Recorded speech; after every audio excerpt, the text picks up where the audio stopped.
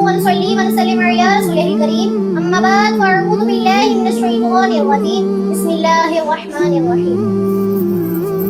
زندگی اتنی بھی غنیمت تو نہیں کہ جس کے لیے تم ضرف کی ہر بات گوارا کر لے. زیبگار یہ شاہی دربار ہے کہ جس میں اپنے عقیدے بات اور نظریات پر ڈٹے رہنے والے ایک شخص کو حاصل کیا جاتا ہے. شاہی فرمان ہوتا ہے کہ تمہیں اپنے عقیدے بات اور نظریات کو بھول کر شاہ کے حوالیوں اور درباریوں کی بات کو ماننا ہوگا. بصورت دیگر اس زہر سے بھرے ہوئے پیالے کو پی کر موت کو گلے لگانا ہوگا. زندگی اتنی بھی غنیمت تو نہیں کہ جس کے لیے تم ضرف کی ہر بات گوارا کر لے.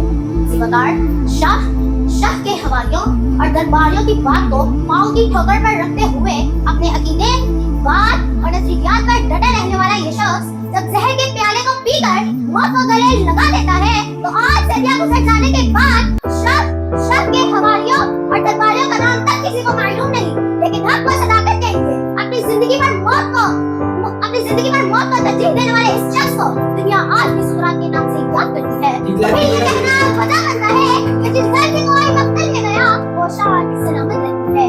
یہ جان تو آنی جانی ہے، اس جان کی کوئی بات نہیں، اس جان کی کوئی بات نہیں. سدالی بکار حق و صداقت کے لیے سکرات کا زہر کے پیالے کو پی لینا، آواز حق بلند کرنے کے لیے منصور کا سولی پر لٹک جانا، کتوں کو پاش کرنے کے لیے ابراہیم کو آتش نمرود میں کود جانا، علی الحق کا نعرہ بلند کرتے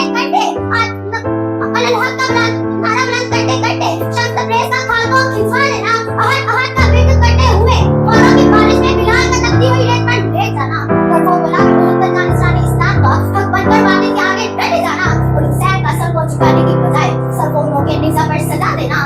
آج اس بات کا پیغام دیتا ہے کہ جس گھر سے کوئی مقتل میں گیا وہ شان سلامت رہتی ہے.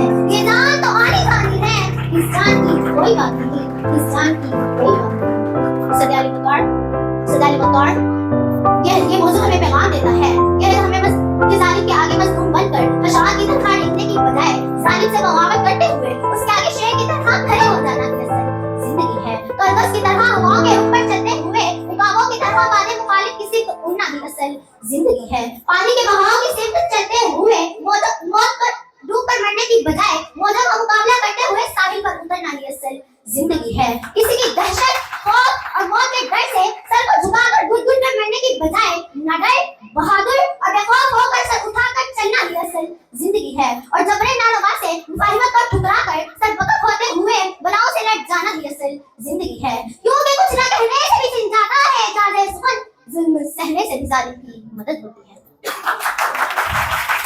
شکریہ.